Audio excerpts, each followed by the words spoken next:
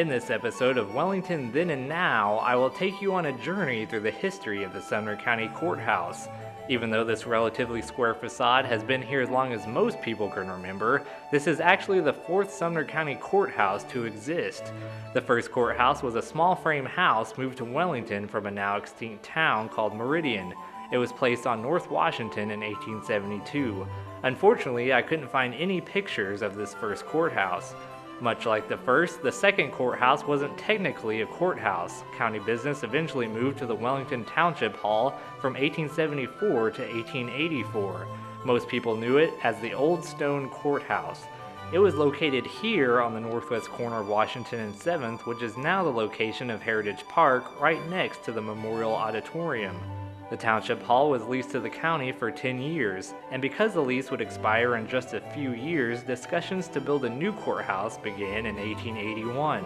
Once it was decided, the contract to build a new courthouse was awarded to Squire Smith and Frank White at the sum of $56,900. The building was completed on March 27, 1885.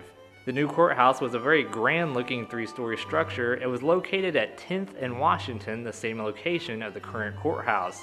They also built a new county jail. The previous jail had been found to be completely insufficient for the safekeeping of prisoners.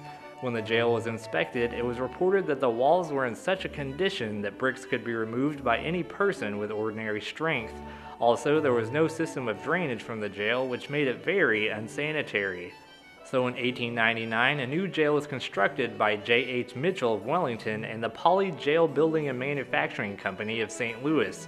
The jail can be seen here just to the right of the courthouse. Here are some interesting facts about the jail and the courthouse. Steam heat was actually taken from the basement of the courthouse in order to heat the jail. The jail, along with the courthouse, wasn't wired for electricity until about 1905. Also, in 1924, the sheriff was allowed 65 cents per day in order to feed all the prisoners in the jail. Even though the courthouse may have been very elegant looking, it nearly killed one man and was the death place of another.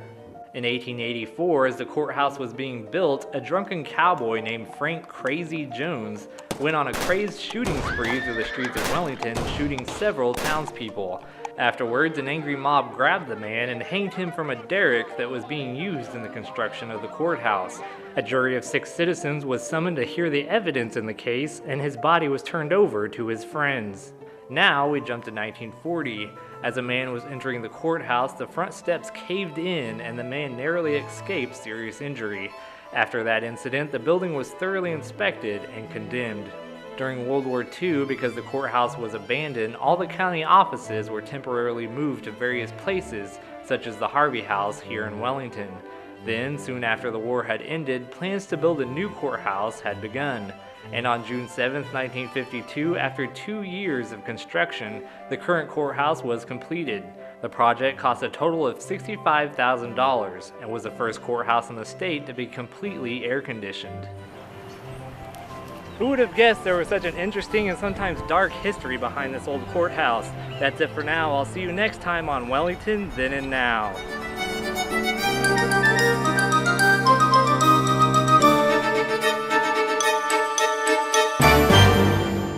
Now it's time for a Wellington Fast Fact. Did you know that on May 27, 1892, the Wellington Township Hall was one of the buildings that were destroyed by one of the worst tornadoes Wellington has ever seen? It destroyed hundreds of homes, leaving 17 people dead and injuring numerous others. It caused $500,000 in damage. If you would like to share any interesting facts about Wellington's past, you can contact us at 620-326-8989, or you can send an email to cjohnston@sutv.com.